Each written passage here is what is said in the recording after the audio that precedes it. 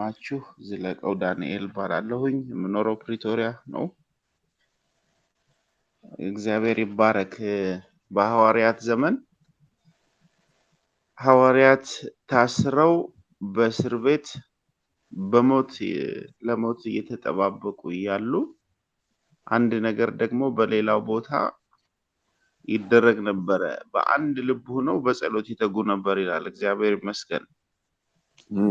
አሜን። ዛሬ ብዙ ነገር ይሆናል። በዓለም ላይ ብዙ ነገር ይሰራል። ብዙ ፈተና፣ ብዙ መከራ አለ። እኔና እናንተ ደግሞ እግዚአብሔር ረድቶን በአንድ ልብ ወደ አምላካችን ወደ ንጉሳችን እንጸልያለን። ክብር ላንተ ይሁን። አሜን። ዛሬ የማካፍላችሁ ቃል ሰቆቃ ኤርምያስ 5:21ን መሰረት አድርጌ ነው። ሁላችሁም የምታውቁት ቃል ነው። ሰሞኑን ይገርመኛል ከብዙ ሰዎች ጋር ሳወራ ይሄንን ቃል ነው ሁሉም ሰው የሚያወራኝ። መስፍኔ ትላንት የጌታን ቃል ሲያካፍል ስለዚህ ሐሳብ ነው የሚያወራው። አሁን እንኳን ወንድማችን ሲጸልይ በዚህ ሐሳብ ላይ ነበር የሚጸልየው። በጣም ገርሞኛል፣ በጣም ደንቆኛል። እንግዲህ የእግዚአብሔር ሐሳብ ነው ማለት ነው። ሰቆቃ ኤርምያስ 5:21 ላይ እንደዚህ ይላል፣ አቤቱ ወደ አንተ መልሰን እንመለሳለን፣ ዘመናችንን እንደ ቀድሞ አድስ ይላል። ክብር ለእግዚአብሔር ይሁን። እንግዲህ የምናወራው ስለ ተሐድሶ ነው፣ ስለ መታደስ ነው። ተሐድሶ ያው በአማርኛ አንድ አይነት ትርጉም ቢሰጠውም በእንግሊዘኛ እንግዲህ ዲክሽነሪ ላይ 2-3 ክፍል አድርጎ ነው የሚያቀርበው። አንደኛው ሪቢልዲንግ ወይም ደግሞ እንደገና መስራት የሚል ነው። ሁለተኛው ደግሞ ሪኖቬሽን ወይም ደግሞ እንደገና የሜንቴናንስ ስራ መስራት ማለት ነው። ሶስተኛ ደግሞ ሪስቶሬሽን ነው። ወደ ነበረበት ወደ ቀድሞ መልኩ ወደ ቀድሞ ተግባሩ መመለስ ማለት ነው። እኔ ማየት የምፈልገው አሁን ከእናንተ ጋራ ሶስተኛውን ነው፣ ስለ ሪስቶሬሽን ነው የምናወራው። እንግዲህ ይህ ተሐድሶ ወይም ሪስቶሬሽን በሆነ ምክንያት፣ በሆነ ሰበብ፣ በሆነ እክል አገልግሎት አልሰጥም ያለን አንድ ነገር የቀድሞ የተፈጥሮ መልኩና ባህሪው ሳይቀየር ሳይለወጥ ልክ በአዲስነቱ ወደ ነበረበት ቦታ መመለስ ወይም እንደ ቀድሞው ማድረግ ማለት ነው። ይሄ ሪስቶሬሽን ማለት ከላይ በተጠቀሰው ቃል እንግዲህ ሁለት ሐረጎችን ደግሞ እንደገና ማየት እፈልጋለሁ። የመጀመሪያው ዘመናችንን ይላል።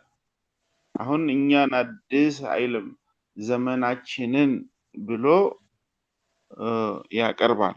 ሁለተኛ ደግሞ እንደ ቀድሞው ይላል። አሁን እንደ ዛሬው አይደለም የሚለው፣ እንደ ትላንቱ ወይም የስፔሲፊክ ታይም አይደለም፣ ግን እንደ ቀደመው ጊዜ ዘመናችንን አድስ ይላል። እንግዲህ ዘመን ወይም ቀናቶች፣ እድሜ የቁጥር ጉዳይ ወይም መሽቶ የሚነጋ ወይም ስለ ሳምንት ስለ ዓመት አይደለም የሚያወራው። እንግዲህ በዘመናት ውስጥ ህይወት አለ፣ በዘመናት ውስጥ ተልእኮ አለ፣ በዘመናት ውስጥ ደስታና ሐዘን አለ፣ ስኬትና ውድቀት አለ፣ ብርታትና ድካም አለ፣ ማግኘትና ማጣት አለ። ብዙ ነገር ነው የሚሆነው። በዚህ ሁሉ ነገር ውስጥ ለኛ ለአዲስ ኪዳን ልጆች ኢየሱስ ያለበት የትኛውም ህይወት፣ የትኛውም ውጣ ውረድ ይኑርበት፣ ስኬት ይኑርበት፣ ምንም ይኑርበት፣ ያ ዘመን የክብር ዘመን ነው። እርሱ የሌለበት ዘመን ደግሞ የውድቀት፣ የራቁትነት ዘመን ነው። ክብር ለእግዚአብሔር ይሁን። ዘፍጥረት 49 ከ7-9 ላይ አንድ ታሪክ አለ። ስለዚህ ስለ ዘመን በደንብ እንዲያሳየን ያዕቆብ ልጆቹን ይዞ ጠፍቶ ወደ ተገኘው ወደ ዮሴፍ ሲሄድ ሁሉም ተደርድረው በያዕቆብ ፊት ያልፉ ነበረ መጽሐፍ ቅዱስ እንደሚለን እና ፈርዖን ደግሞ ሁሉንም በየተራ እየጨበጠ እድሜ ስንት ነው ይላል።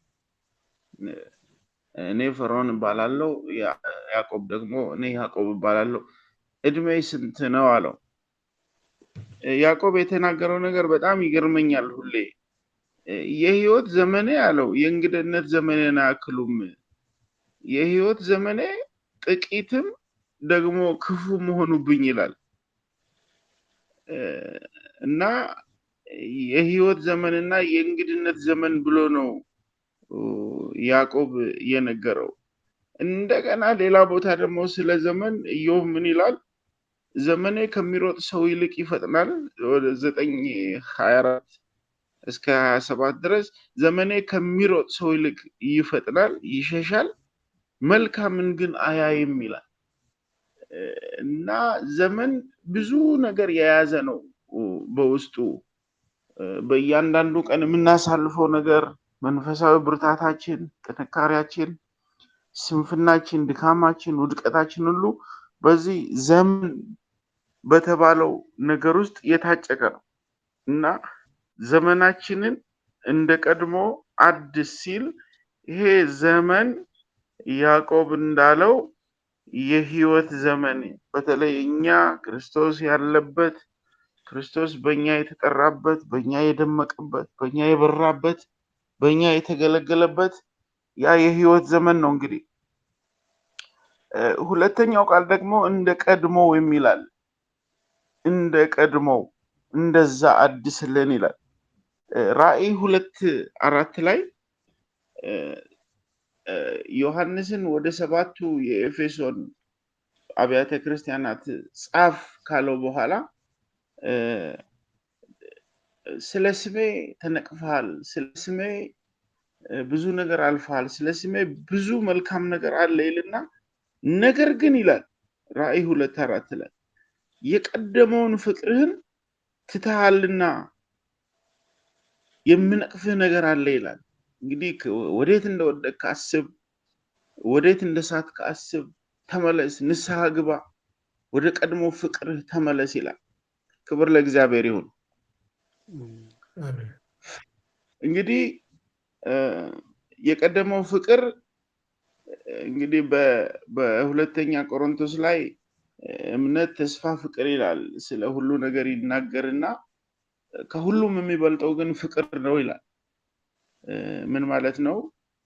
እግዚአብሔርን በፍጹም ልብህ፣ በፍጹም ሐሳብህ፣ በፍጹም ነፍስህ ውደድ ይላል። አምላክህን ለእግዚአብሔር ያለህን ፍቅር ፒላር ነው፣ ያ በቃ ምሰሶ ነው።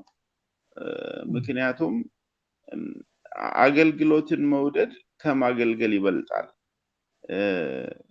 እግዚአብሔርን መውደድ ከአምልኮ ይበልጣል። መስጠትን መውደድ ከብዙ ገንዘብ ይበልጣል። ወይም ደግሞ ማገልገልን መውደድ ከብዙ ተከታይ ይበልጣል። ፍቅር የሁሉም ነገር መሰረት ነው። ክብር ለእግዚአብሔር ይሁን እና የቀድሞ ፍቅርህን በልጅነት የምትሮጥልኝን፣ በልጅነት የምታገለግለኝን፣ በልጅነት በፊቴ የምትወድቀውን ያ የኔ ሽታ በአንተ ላይ ሲሸት የነበረውን ያንን ትተሃል እያለው ነው። ወደዛ ተመለስ። ያ የቀደመውን ፍቅርህን እሱን ፈልግ። የት ጋር እንደተሰበርክ፣ የት ጋር እንደተጠለፍክ፣ የት ጋር እንደሳትክ ያንን ፈልግ፣ ወደዛ ተመለስ ይላል። እንግዲህ ዘመናችንን አልን፣ እንደ ቀድሞ አልን። አሁን ደግሞ አዲስ የሚለው ላይ ሪስቶሬሽን ነው የማየው ብያችኋለሁ። በነገራችን ላይ አንድ ትንሽ ነገር ልንገራችሁ። ስለዚህ ይሄንን ቃል ሳካፍል አንድ ስፍራ ላይ ወዳጅ በቀደም ለይድኔ እያወራሁት ነበረ። አንድ ወዳጄ ሰርግ ነበረው ወደዚህ ወደ ስዋዚላንድ ወደ የቦርደር ከተማ ናት። እዛ በድንገት በሰርጉ ፕሮግራም ላይ አልተዘጋጀሁም፣ ምንም አላልኩም፣ አገልግለን ብለው ጋበዙኝ እና በቃ ወዲያውኑ ተነሳሁና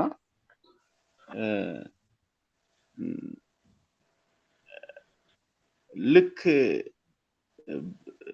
ይሄንን ቃል ጠቅሼ ያልኳቸው ወንድሞች ያልኳቸው እንደዛ ወንድሞችን ለማየት እንደምንናፍቅበት ዘመን እንደዛ ወደ ጌታ ቤት ለመሄድ እንደምንናፍቀው እንደዚያ ለጸሎት እንደምንጠማው እንደዛ ፊታችሁ ለማየት እንደምንናፍቀው የእግዚአብሔርን ድምፅ ለመስማት እንደምንጠማው ቃሉን ለማድመጥ እንደምንጠማው የእግዚአብሔርን ክብር ለማየት በቃ በእግዚአብሔር ሕልውና ውስጥ ለመገኘት እንደምንናፍቀው እንደዛ እንደ ልጅነት ዘመናችን እግዚአብሔር ዘመናችንን ያድስ አልኳቸው እና ስለዚህ ስለ ሬስቶሬሽን ብዙ ነገር አወራኋቸው። የሁላችሁ ወገኖች አልኳቸው የመንፈሳዊው ነገር ሲፈታ የስጋ ነገር አብሮ ይፈታል። መንፈሳዊው ነገር ሲድን የስጋው ነገር አብሮ ይድናል። መጀመሪያ ቁልፉ ያለው መንፈሳዊ ነገር ነው። መንፈሳዊ ህይወታችን ይታደስ። ከዛ በኋላ የተበላሸ ጤንነት ይታደሳል። የተበላሸ ፋይናንስ ይታደሳል። የተበላሸ ትዳር ይታደሳል። የተበላሸ ሪሌሽንሺፕ ሁሉ ይታደሳል። ሁሉ ነገራችን ነው የሚታደሰው። እግዚአብሔር መንፈሳችንን እንዲፈውስ ስንጋብዘው መንፈሳችንን ብቻ ፈውሶ አይደለም የሚመለሰው፣ ስጋችንን ራሱ ፐርሰናል ስጋችንን ራሱን ፈውሶት ነው የሚሄደው አልኳቸው እና በብዙ ጸለይንና ተለያየን። ወደ ፕሪቶሪያ መጣሁኝ። ከ2 ወር በኋላ ደግሞ በተደጋጋሚ ለስራ ስለሚሄድ ወደዛ ተመልሼ ሲሄድ እንደገና ጋበዙኝና ጉባኤ ላይ ምን መሰክረው ነገር አለ አሉ። ፈራሁኝ። አሁን እንግዲህ ምንድን ነው ለመጀመሪያ ጊዜ ነው እንደዚህ አገልግዬ ከሄድኩ በኋላ ምስክርነት አለን ብለው ሲጋብዝ የዛ ልምምድ የለኝም። ግማሾቹ ይነሳሉ። ትዳራችን የተበላሸ ነበረ፣ አሁን ትዳራችን ተስተካክሏል። አገልግሎታችን የተሰናከለ ነበር፣ አሁን ተስተካክሏል። ኢኮኖሚያችን የተበላሸ ነበረ፣ በቃ ከሰው ጋር የነበረን ሪሌሽንሺፕ የተበላሸ ነበረ። በቃ ብዙ ሰው ለምስክርነት ሲነሳ እኔ ፈራሁኝ፣ ደነገጥኩኝ፣ ራሴን መውቀስ ጀመርኩኝ። ምክንያቱም ለብዙ አመታት ምንም አይነት አገልግሎት አገልግዬ አላውቅም ነበረ። በቀደም ለይትኔ የነገርኩት ነበረ እና ፈራሁኝ። ለምንድን ነው የፈራሁት? ራሴን መክሰስ ጀመርኩኝ። ባገለግል ኑሮ የኔ ህይወት በመስመር ላይ ቢሆን ኑሮ ለራሴ አይደለም ብዙ ሰው ለካ ይጠቀም ነበረ፣ ለካ ብዙ ሰው ይዳሰስ ነበረ፣ ብዙ ሰው ይጎበኝ ነበረ። እግዚአብሔር መስራት ባላቆመበት፣ እግዚአብሔር ልጆቹን መጎብኘት ባላቆመበት እኔ ግን አልታዘዝኩም፣ እኔ ግን ኃላፊነቴን አልተወጣሁም የሚል በጣም ንስሐ ገባሁኝ። በቃ እግዚአብሔር ሆይ እኔ ራሴ ነኝ መታደስ ያለብኝ፣ አሁን እኔን አድሰኝ ማለት ጀመርኩኝ። ክብር ለእግዚአብሔር ይሁን። አሜን። እግዚአብሔር እንደ ቀድሞው እንዲያድሰን ስንጠይቀው እንደ በፊቱ ብቻ አይደለም የሚያድሰን፣ ከበፊቱ ማስበልጦ በጣም በክብር አድርጎ በአዲስ ኃይል፣ በአዲስ ጉልበት፣ በአዲስ ፍጥነት፣ በአዲስ ከፍታ ነው እግዚአብሔር የሚያድሰን። ክብር ላንተ ይሁን። አሜን። ስለ ሪስቶሬሽን አንድ ምሳሌ ላንሳ በደንብ ግልጽ እንዲሆንልን። እኔ እንግዲህ ያው በመኪና ዙሪያ ነው የምሰራው፣ መካኒክ ነኝ ፕሪቶሪያ ላይ እና በዚህ በመኪና ዙሪያ ላይ በአሁን ዘመን እንደ ትልቅ ፋሽን ወይም እንደ ትልቅ ሀብት መያዣ ተደርጎ በዓለም ላይ የሚቆጠረው አዲስ መኪና መንዳት አይደለም፣ ብራንድ ኒው መኪና መንዳት አይደለም። ላይክ 1949 1941 ሞዴል የሆኑ መኪኖችን ከቆመበት ቦታ ጎትቶ ወስዶ ወደ ነበረበት ቀለሙ ሳይቀየር፣ ይዘቱ ሳይቀየር፣ ማቴሪያሉ ሳይቀየር በዛ ሁኔታ አድሶ ያንን መኪና የያዘ ሰው በጣም ትልቅ ሀብት ነው ያለው። እንደ ታሪክ ነው፣ በቃ ይጎበኛል። እዚህ አሁን ወደ ሳንተን አካባቢ እንደዚህ ቅዳሜ ቅዳሜ አንቲክ ቪንታጅ ካርስ እየተባሉ ይጎበኛሉ እና መግቢያው ራሱ ውድ ነው።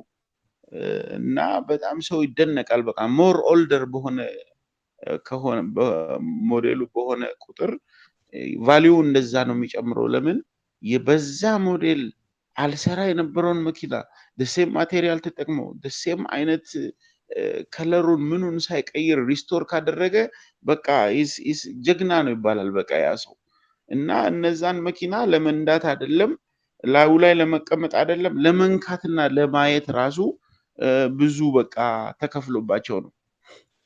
እንደውም አንዴ ኢትዮጵያ ላይ ቤተ መንግስት ውስጥ አርጅተው የቆሙ እንደዚህ ስቶር ተደርገው የቆሙ በጣም በርካታ አሮጌ መኪኖች ነበሩ እና ዶክተር አብይ ጠቅላይ ሚኒስትራችን ወደ ስልጣን ሲመጣ መጀመሪያ ያደረገው እነዛን መኪኖች አውጥቶ በየአገሩ ስፕሪታቸው በየሀገሩ ብራንዳቸው የጎደላቸውን ስፔር ያስመጣ ቀብቶ አሁን ትልቅ አዳራሽ ውስጥ በሰገነት ላይ አቁማቸው ቱሪስት ኢትዮጵያ ውስጥ ሲመጣ መጀመሪያ ማየት የሚፈልገው እነዛን መኪኖች ነው።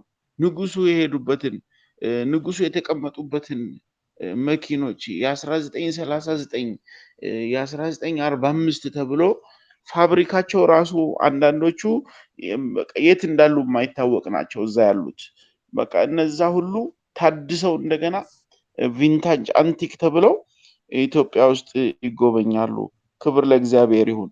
እግዚአብሔርም ወደ ህይወታችን ሲመጣ እግዚአብሔር ወደ ህይወታችን ሊሰራ ሲመጣና እኛን ሪስቶር ሲያደርገን በፊት በነበረን ዋጋ ሳይሆን አሁን አንድ ላይክ የመጀመሪያ የጦር መሳሪያ ቻይና ሀገር ነው የተሰራው ይባላል በታሪክ እና ቻይና የመጀመሪያ የሰራውን ሽጉጥ ሪስቶር አድርጎ ላቦራቶሪ ውስጥ አስገብተው ኢን ቢሊየንስ ነው ዋጋው። በዛን ሰዓት ምናልባት $10 ወይም $20 ነው የሚያወጣው በዛ በነበረበት ከረንት ታይም። አሁን ግን ያው መሳሪያ መስታወት ውስጥ ተቀምጦ ኢን ቢሊየንስ ነው ዋጋው። ለምን? በፊት ከነበረው ክብር ሪስቶር ተደርጎ እድሜን ቆጥሮ አሁን ለገበያ ሲቀርብ በፊት በነበረበት ዋጋ አይደለም፣ በፊት በነበረበት ቫልዩ አይደለም። አሁን ሪስቶር ሲደረግ ይበልጣል ዋጋው። ለምን? አንቲክ ነው፣ ቪንታጅ ነው። በእኛ ህይወት ላይ የጥንቱ ኢየሱስ የጥንቱ እግዚአብሔር ዘመናት የማይሽረው የማያረጀው እግዚአብሔር ብራንዳችን ነው፣ የኛ መታወቂያ ነው። ምክንያቱም ስሙ በእኛ ላይ ተጠርቷል፣ ስሙ በእኛ ላይ ታትሟል።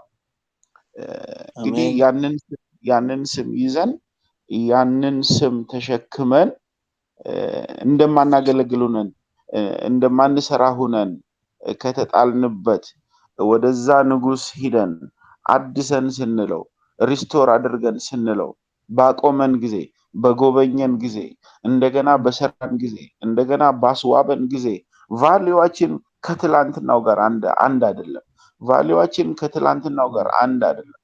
እግዚአብሔር ሲጎበኘን እግዚአብሔር ሲያየን እንደገና ሲያቆመን በፊት ከነበረን ዋጋ ራሱ የበለጠ ዋጋ ነው ያለን። በፊት ከነበረን ብርታት፣ በፊት ከነበረን ጥንካሬ፣ በፊት ከነበረን መልክ የበለጠ ነው ያለን። አንቲክ እና ቪንታጅ ሆነን አሃ የጥንቱ ኢየሱስ ይሄ እኮ እንደ የድሮ በቃ ቸካይ ክርስቲያን ነው ይባላል፣ የድሮ ጴንጤ ነው ይባላል። ያ ነው ይሄ ሪስቶር ሲደረግ እንደ ዘመኑ ጴንጤ አይደለም የምንኖረው፣ እንደ ድሮ ጴንጤ ነው።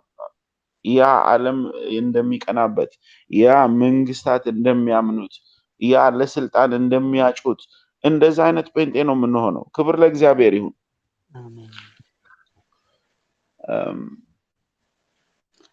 በእኛ ላይ የነበረው የኢየሱስ መልክ የኢየሱስ ሽታ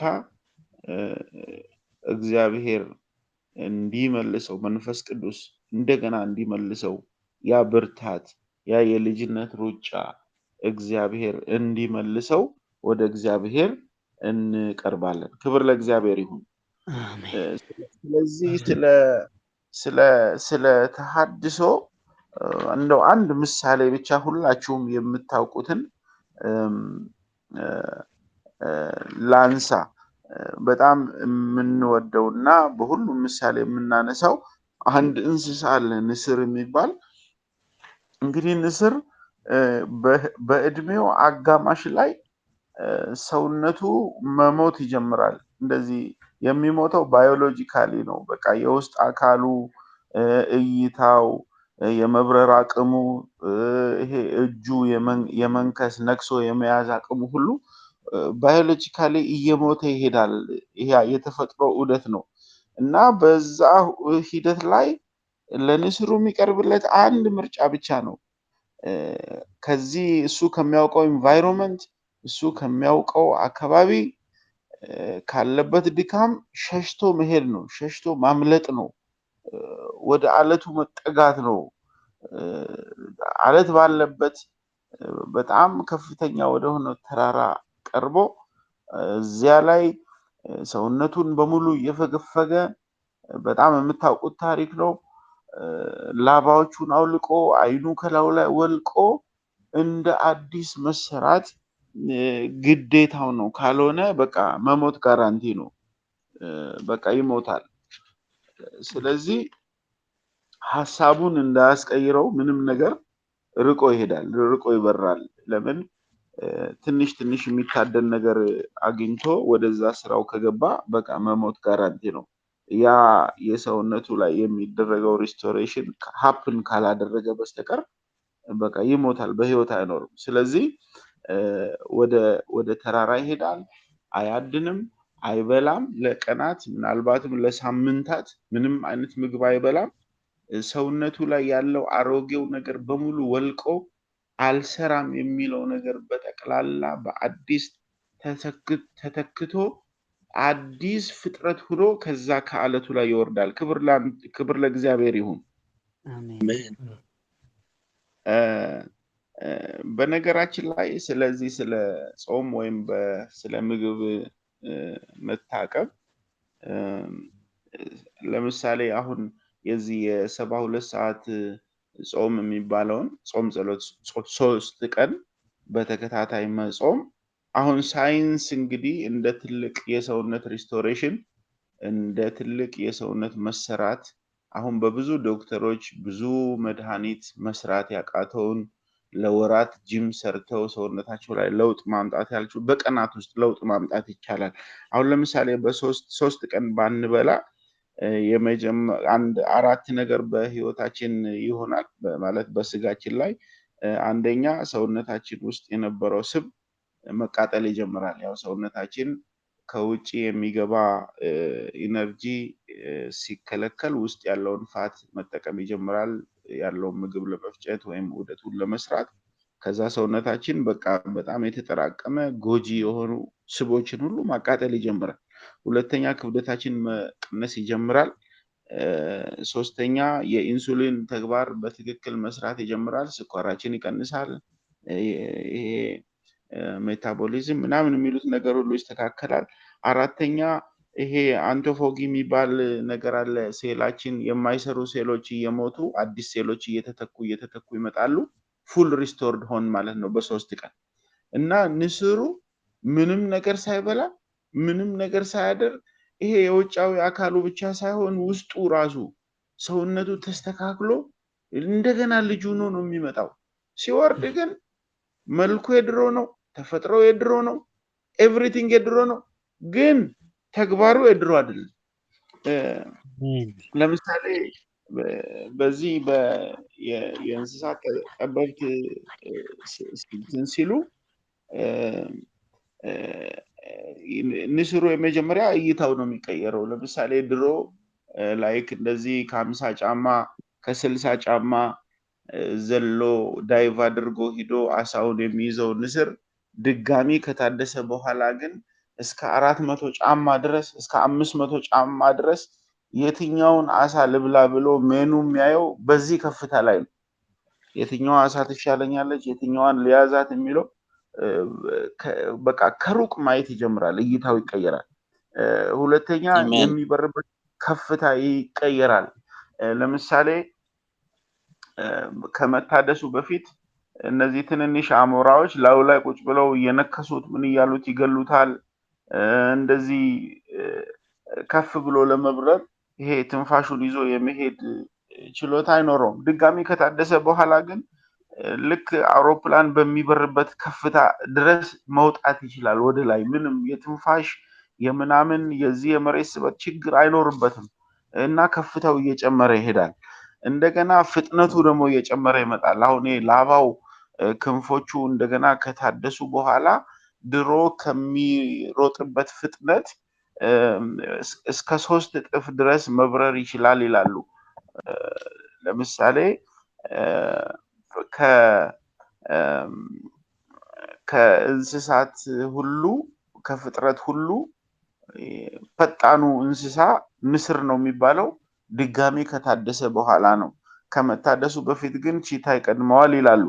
እና ልክ ታድሶ ከወረደ በኋላ አለቱን ሙጥኝ ብሎ ራሱን ካስተካከለ በኋላ ሲመጣ ፍጥነቱ ይጨምራል። ሌላው አቅሙ ደግሞ እንደዛው ይጨምራል። ለምሳሌ የዚህ ቆንጥጦ የመያዝ በፓውንድ ሲለኩ ላይክ አሁን ክሮኮዳይል የሆነ ነገር ከያዘ በዚህን ያክል ከእንስሳ ሁሉ ነክሶ በመያዝ አንደኛ ክሮኮዳይል ነው፣ ሁለተኛ ደግሞ ጅብ ነው ይላሉ የእንስሳት ጠበብት። ንስር ደግሞ በእጁ እንደዚህ የመጨበጥ ጨብጦ የመያዝ አቅሙ በ3 እጥፍ ነው የሚጨምረው ታድሶ ከወረደ በኋላ። አንዴ ከያዘ ምንም ከእጁ የሚያመልጠው ነገር የለም። ክብር ለእግዚአብሔር ይሁን። ልክ እንዲሁ ልክ እንደ ንስሩ እይታችን ልክ እግዚአብሔር ሲያድሰን ወይም ደግሞ በቃን አቃተን ባልንበት ደከመን ባልንበት ቦታ እግዚአብሔር እንዲያድሰን እግዚአብሔር የቀድሞውን ክብር እንዲመልስልን ወደ እግዚአብሔር ስንቀርብ ወደ እግዚአብሔር ስንጠጋ እይታችን እንደ ድሮ አይደለም። የበለጠ ከብዙ ጫማ በላይ የሚረባውንም የማይረባውንም ለይተን ማየት እንችላለን። መንፈሳዊውን ዓለም ማየት እንችላለን። ከፍታችን እንደዛው ይጨምራል። ድሮ በሄድንበት ከፍታ ድሮ በተለማመድንበት ከፍታ አይደለም የምንሄደው። ፍጥነታችን ይጨምራል። በህይወታችን የሚባክን በከንቱ የሚቀር ጊዜ የለም። እያንዳንዱን ነገር በአግባቡ እንጠቀማለን። አቅማችን ይጨምራል። የማድረግ አቅማችን በሁለንተናዊ መልኩ ነው የምላችሁ። ይሄ መንፈሳዊ ዓለም ሲፈወስ በስጋ እንኳን የምናየው አስተያየት የተለያየ ነው የሚሆነው። በስጋ የምንሄድበት ፍጥነት ብዙ አመት ሰርተን አልሳካ ያለ ነገር ሁሉ በአጭር ጊዜ ውስጥ መሳካት ይጀምራል። ጤንነታችን ሪስቶር መሆን ይጀምራል። የተበላሸ ትዳር መስተካከል ይጀምራል። የተበላሸ ሪሌሽንሺፕ ፍሬንድሺፕ ሁሉ መስተካከል ይጀምራል። ጥማታችን ይጨምራል። ክብር ለእግዚአብሔር ይሁን። ዋናው ነገር እንደማናገለግል ፋንክሽን እያደረግን እንዳልሆነ እጅ መስጠት ነው። ወደ እግዚአብሔር መቅረብ ነው። ወደሱ መጠጋት ነው። ድካማችንን ማወቅ ነው። ከዛ ከያዘን ከጠለፈን ከተበተበን ነገር ተለይተን ወደ አለቱ ስንሄድ ከፍ ወዳለው ወደ እግዚአብሔር ጸጋ ወደ እግዚአብሔር ክብር ገብተን ጌታ ሆይ እርዳን፣ ጌታ ሆይ አግዘን ማለት ስንጀምር የእግዚአብሔር ክብር ይመጣል። መልካችን ህይወታችን ሳይቀየር እንደ ጥንቱ እንደዛው ግን አቅማችን ተቀይሮ በአዲስ ጉልበት፣ በአዲስ ከፍታ፣ በአዲስ ፍጥነት፣ በአዲስ አቅም እንደገና እንገለጣለን። ክብር ለእግዚአብሔር ይሁን። በመጨረሻ አንድ ምሳሌ ላንሳ።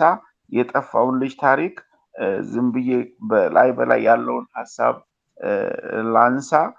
እንግዲህ እንደምታውቁት በወንጌል ላይ የተጻፈው የባለጠጋው ልጅ አንዱ በቤት ውስጥ ታዞ ቀጥ ብሎ እየወጣ እየገባ በነበረበት ታናሽየው ደግሞ ድርሻዬ ይሰጠኝ፣ በዚህ ቤተሰብ ውስጥ መኖር አልፈልግም ብሎ ለኩብለላ ለስደት እንደወጣ መጽሐፍ ቅዱስ ይነግረናል።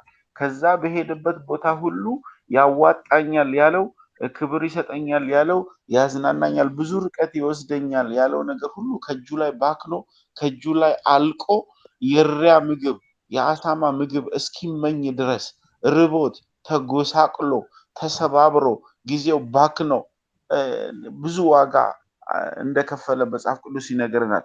በመጨረሻ ላይ ግን ያ ልጅ ያደረገው ነገር በጣም የሚገርም ነው። አንድ ነገር ያውቃል ስለ አባቱ።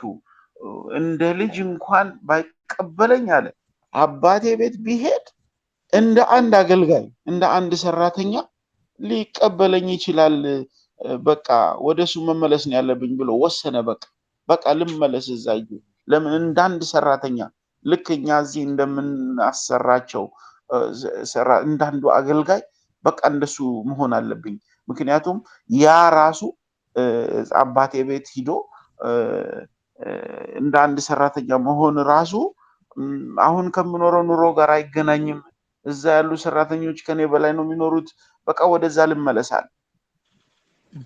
ዳዊት ለዛ እኮ ነው በዓለም ከሚገኝ ክብር ይልቅ በአንተ ቤት መጣል ራሱ በቃ እሱ ራሱ ቫልዩ ነው አለ። በቃ ምንም ሳይሆንም ተጥሎ መኖር በቃ ዝም ብሎ አንተ ቤት በር ላይ መቀመጥ ራሱ በዚህ ምድር ላይ ቤተ መንግስት ውስጥ ካለው ነገር ራሱ ይበልጣል አለ። ክብር ለእግዚአብሔር ይሁን። ያ ልጅ እንደ አንድ አገልጋይ ሆናለሁ ብሎ ወደ አባቱ ሲጠጋ አቤት አቤት የአባት ፍቅር፣ አቤት የአባት ምሕረት። በቃ አልጠበቀም። በቃ እዛ ቤት ላይ የሆነው ነገር መቼስ እኔ ይገርመኛል። ገና በቃ አባቱ ሲያየው ገና እኮ እያየው ነው። በቃ ይሄ ልጅ አይደለም እንዴ? ይሄ ጠፋው ያ ትላንቱ አይደለም እንዴ? በቃ እዚህ ጋር ባንድ ይዘጋጃል። በቃ እዚህ ጋር ትልቅ ፓርቲ ይዘጋጃል። እዚህ ጋር በቃ ዲዛይነሮች ይምጠዋል። የዓለም ምርጥ ዲዛይነሮች ለልጄ ልብስ በቃ ያማረውን ልብስ አምጠዋል። በቃ እዛ ጋር ደግሞ በቃ ጆለርስ የሚሰሩ ወርቅ የሚሰሩ ደግሞ እንደገና እዚህ ጋር ገና እኮ ልጁ ሩቅ ነው አልደረሰም። አባትየው እዚህ ጋር ፕላን ያወጣል። በቃ እዚህ ጋር ባንድ ይቋቋማል። እዚህ ጋር ዲዛይነሮች ይምጡ። እዚህ ጋር በቃ ሳውንድ ሲስተሙ ይስተካከል። እዚህ ጋር በቃ ጆለርስ የሚሰሩ ይምጡ። ቀለበት ሀብል ይደረግ። በቃ ፍሪዳውን እረዱ ይላል። በቃ እዚህ ጋር ምግብ የሚያዘጋጁ በቃ ቤቱ ባንዴ ከዚህ በፊት አይቶት የማያውቀው ድግስ፣ ከዚህ በፊት አይቶ የማያውቀው ፓርቲ። ለምን የጠፋው ልጅ መጥቷላ፣ ሪስቶር አድርጓላ፣ ተገኝቷላ። እንደ ክብር ለእግዚአብሔር ይሁን። እና ልጁ ይመስለኛል እኔ ሳነብ ቀለበት ተደርጎለት አያውቅም ከዚህ በፊት። ያው የጎደለበት ነገር የለም ይላል። እንደዚህ ባንድ ቆሞለት አያውቅም። እንደዚህ እንትን ብለው አያውቁም። ክብር ለእግዚአብሔር ይሁን። ልክ ነፍሳት ወደ እግዚአብሔር መንግስት ሲጨመሩ ልክ በአምላክ ፊት ልክ ባንድ ቁሞ እነ ሚካኤል እንደሚዘምሩት እንደዛው ይመስለኛል። እኔ ጠፍተን ደክመን ባክ አድርገን ወደ እግዚአብሔር ስንመለስ እንደገና ፋንክሽን ማድረግ ስንጀምር እንደዛው ይመስለኛል። እኔ ክብር ለእግዚአብሔር ይሁን። አምላካችን ድንቅ ነው። ልክ እንደ ንስሩ ወደ አምላካችን እንጠጋለን። ሀሳባችንን ሊያስቀይሩ ከሚችሉ ከየትኛውም ነገር ይሄ ትንንሽ እና የተልከሰከሰ ነገር በመያዝ ትልቁን ነገር እንዳናጣ ርቀን እንሄዳለን። በእግዚአብሔር ፊት በጾም እና በጸሎት እንቀርባለን። እግዚአብሔር ደግሞ እንደገና ኃይላችንን ያድሳል። ልክ እንደ ንስር ኃይላችንን ያድሳል፣ ጸጋችንን ይመልሳል። ወደ ተሻለ ክብር፣ ወደ ተሻለ ፍጥነት፣ ወደ ተሻለ አቅም እግዚአብሔር ያስገባናል። ክብር ለእግዚአብሔር ይሁን። ወገኖቼ እኔ በእምነት እናገራለሁ። ይሄ አልሰራ ያለ ፋንክሽን አላደርግም ያለ ምናልባት የዛለ የትኛውም አይነት አገልግሎት ሊሆን ይችላል፣ የጸሎት ግልበት ሊሆን ይችላል፣ የትኛውም ነገር ይሁን እሱ ሪስቶር ሲሆን፣ እሱ ሲስተካከል፣ መንፈሳዊው ዓለም ሲቃና፣ ይሄ በስጋ እኛን ከእግዚአብሔር ቤት ለማውጣት በነገራችን ላይ የስጋ ጉስተማ ወይም ደግሞ የስጋ ቻሌንጅ ሰዎችን ከመንፈሳዊ ዓለም ለማራቅ፣ ለማድከም፣ ለማሰናከል ሰይጣን እንደ ቱልስ የሚጠቀምበት ትልቁ ቱልሱ ነው። ሰው እንዳያገለግል በተለያየ ቻሌንጅ፣ በኢኮኖሚ ቻሌንጅ፣ በጤንነት፣ በቤተሰብ ሰላም በማጣት በተለያየ ነገር ሰላም እያሳጣ ቻሌንጅ እያደረገ ሰው ፎከሱ ወደ እግዚአብሔር እንዳይሆን፣ ወደ መንፈሳዊ ዓለም እንዳይሆን፣ በተለይ በዚህ ዘመን በተለይ ደግሞ በስደት ያለን እኛ ብዙ ቻሌንጅ የምንሆነው በዚህ ነው። በህይወታችን የሚወጣው ውጣ ውረድ ሁሉ አሁን ለሰይጣን ቱልሱ ነው። ከእግዚአብሔር ፊት ቀስ እያደረገ እየገፋ እያወጣ ስርቻ ውስጥ እየከተተን ያለበት ጊዜ ነው ያለው። ስለዚህ በጣም ሲምፕል፣ እንደማንሰራ፣ እንደማናገለግል፣ ፌል እንዳደረግን በእግዚአብሔር ፊት እንቀርባለን። እግዚአብሔር ሪስቶር ያደርገናል። እግዚአብሔር በተሻለ አቅም፣ በተሻለ ውበት፣ በተሻለ ፍጥነት የባከነ ጊዜያችንን እያንዳንዱን እኔ በእውነት ይሄንን ቃል ስናገር ለራሴ ነው እየተናገርኩ ያለሁት። ለአመታት አገልግዬ አላውቅም። ለአመታት በቃ እዚህ ግባ የሚባል ነገር ሰርቼ አላውቅም በመንፈሳዊ ዓለም። አሁን ግን እግዚአብሔር ይረዳናል። ሁላችንም የምትተጉ የምታገለግሉ እግዚአብሔር ሌላ ክብር ይጨምርላችኋል። እግዚአብሔር ሌላ ክብር ያመጣል። በከፍታ ላይ ሌላ መደመጥ በቃ ሌላ ፍሬ አይታችሁ ማታውቁትን ፍሬ እግዚአብሔር በህይወታችሁ ላይ ያመጣል። ክብር ለእግዚአብሔር ይሁን። አሜን። ወደ ይድኔ ልመለስ እንጸልያለን።